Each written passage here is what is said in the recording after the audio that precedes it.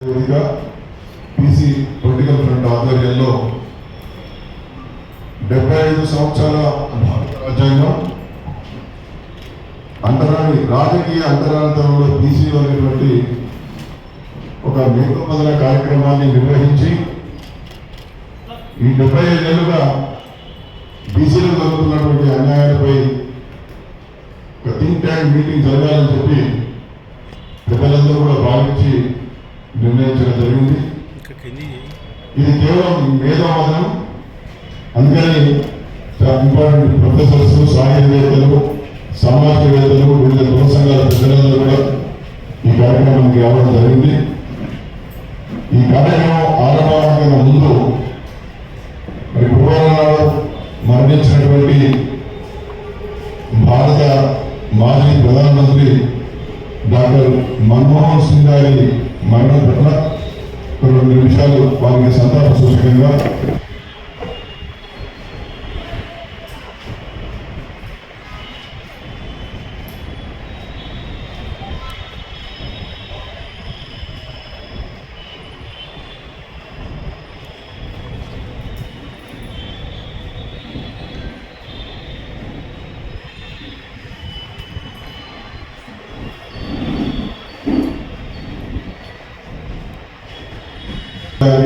సురపరిచితులు దశాబ్దాలుగా బీసీలకు మేలు జరగాలని చెప్పి విద్యా, ఉద్యోగ, సామాజిక, ఆర్థిక, రాజకీయ రంగాల్లో వారి వాటా వారికి రావాలని చెప్పి నిరంతరం పోరాటం చేస్తున్నటువంటి పెద్దలు. ఇలాంటి పెద్దలందరూ కూడా మరి 75 సంవత్సరాలుగా ఈ దేశంలో రాజ్యాంగం అమల్లో ఉన్నప్పటికీ బీసీలు రాజకీయ అండరానితనాన్ని ఏ విధంగా పొందుతున్నారనేటువంటి దాని మీద వారు సుదీర్ఘంగా వారి అభిప్రాయాలు అందరూ కూడా చెప్తారు. ఇది ఇక్కడితో ఆగిపోయేది కాదు.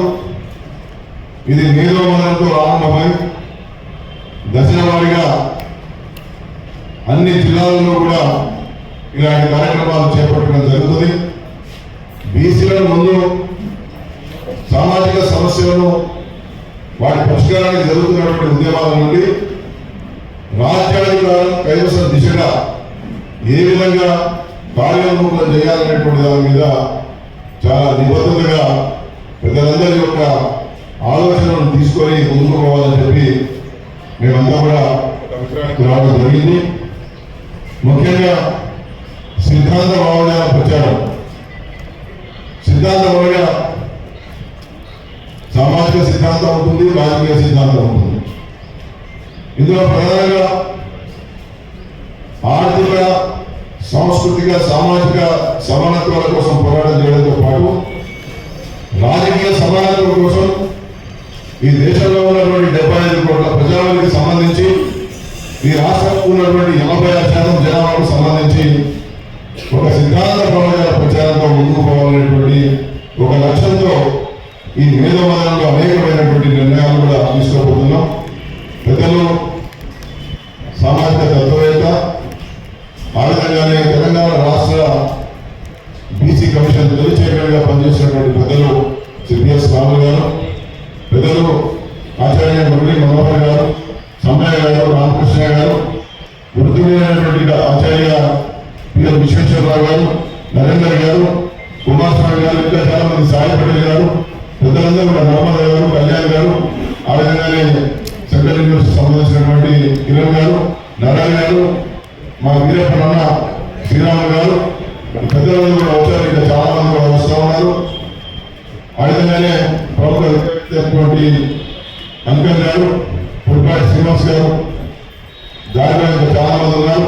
చాలా మంది ప్రొఫెసర్స్, సామాజికవేత్తలు, విద్యా సంస్థల అధిపతులు, సామాజిక సమస్యల మీద, రాజకీయ సమస్యల మీద చాలా కాలంగా పోరాటం చేస్తున్నటువంటి వాళ్ళందరూ కూడా వారు మాట్లాడుతూ ఉన్నారు. వాళ్ళందరూ కూడా పాల్గొంటారు. ముఖ్యంగా ఉమ్మడి రాష్ట్రంలో కావచ్చు, తెలంగాణ రాష్ట్రంలో కావచ్చు, వెనుకబడిన వర్గాలు ఎప్పుడు కూడా రాజ్యాధికారాన్ని కైవసం చేసుకోవడంలో వెనుకబడుతూనే ఉన్నారు. దీనికి కారణాలు ఏమిటనేటువంటి దిశగా ఇవాళ ఈ మేధోమథనంలో సుదీర్ఘంగా చర్చ జరగబోతున్నది. దానికి కారణాలు ఏమిటనేటువంటి దిశగా ఆలోచన చేసి ఈ సిద్ధాంత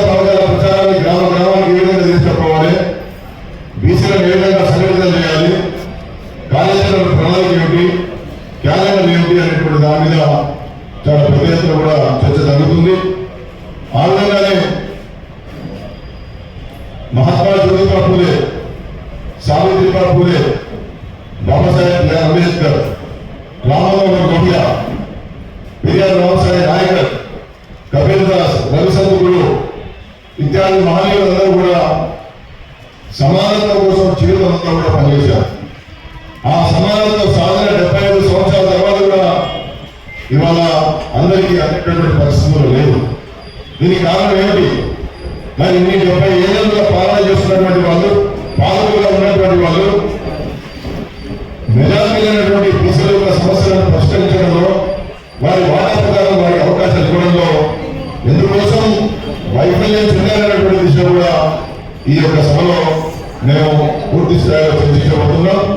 ఇందులో భాగంగా 75 ఏళ్ల రాష్ట్రాల అనంతరం కూడా ఇంకా మాకు హక్కుల సంఘం మాకు ఇవ్వబడలేదు, ఆ విధంగానే మాకు న్యాయం జరగలేదు అనేటువంటి విధంగా ఈ కార్యక్రమం ఏర్పాటు చేశాం. కాబట్టి ఇన్నాళ్ళుగా కులాల మధ్య అంటరానితనం ఉంది, కానీ ఈ 75 ఏళ్ళుగా రాజకీయ అంటరానితనం ఉంది. రాజకీయ అంటరానితనం అనేటువంటి విధంగా ఇవాళ సమాజంలో ఉన్నటువంటి సామాజిక ఉద్యమాలైనటువంటి సామాజిక వేత్తలైనటువంటి వాళ్ళ పదాన్ని పడతా ఉన్నారంటే ఈ దేశంలో ఉన్నటువంటి పాలకుల యొక్క వైఫల్యం తప్ప మరొకటి కాదనేటువంటి విషయం మనం చేస్తూ ఉన్నాం. రాజ్యాంగంలో అనేకమైనటువంటి అధికారులు, అనేకమైనటువంటి రీతిలో అనేకమైనటువంటి అవకాశాలను, స్వేచ్ఛను, సౌభాగ్యాన్ని, సమానత్వాన్ని ప్రసాదించినప్పటికీ ఎందుచేత ఇవాళ అమలు కాపాడలేదు. అందుకోసమే ఇవాళ వెనుకబడిన వర్గాలందరూ కూడా ఏకమై బీసీ, ఎస్సీ, ఎస్టీ ఇతర సామాజిక వర్గాలను కూడా కలుపుకొని రాజ్యాధికార సాధన దిశగా పోరాటం చేయాలనేటువంటి ఒక మహాలక్ష్యంతో ఈరోజు ముందుకు పోతున్నామనేటువంటి విషయాన్ని మనం చేస్తూ, తొలుత 75 ఏళ్ల రాజ్యాంగం మనకు ఎంతో శక్తినిచ్చింది. బాబాసాహెబ్ అంబేద్కర్ మనకు ఒక శక్తినిచ్చాడు, మనకు ఒక ధైర్యాన్ని ఇచ్చాడు, మనకు ఒక రాజ్యాంగాన్ని ఇచ్చాడు. ఆ రాజ్యాంగం 75 సంవత్సరాల అమలులో ఉన్న అమలు చేయాల్సినటువంటి వాళ్ళు మనకు పెద్దవాళ్ళు కాదు కాబట్టి మనకు అన్యాయం జరుగుతూ ఉంది. అందుకోసమే ఆ రాజ్యాంగంలో ఏం చెప్పబడిందో ఆ ప్రవేశించిన ఆ రాజ్యాంగ పీఠికలను మనం చదువుకొని దాని తర్వాత ఈ కార్యక్రమాన్ని ఆరంభిస్తున్నటువంటి విషయం అందజేస్తూ పెద్దలు ఆచార్యులు శ్రీ పిఎల్ విశ్వేశ్వరరావు గారు ఆ పీఠికను మన చేత అందరి చేత చదివించాలని కోరుతున్నాను. ఇండియన్ కాన్స్టిట్యూషన్ లో నేను అన్న తర్వాత we the people of India have solemnly resolved to constitute India into sovereign, socialist, secular, democratic republic, and to secure all its citizens justice, social, economic, and political, liberty of thought, expression, belief, faith, and worship, equality of status, and opportunity, and to promote among them all fraternity, assuring the dignity of individual and unity and integrity of the nation. Hereby we are not enact and give abundance this Constitution of India. Thank you very much. కార్యాచరణ ప్రణాళిక గురించి ఆచార్య K. Gauri Manohar గారు వర్గీలో ఉపన్యాసం చేశారు.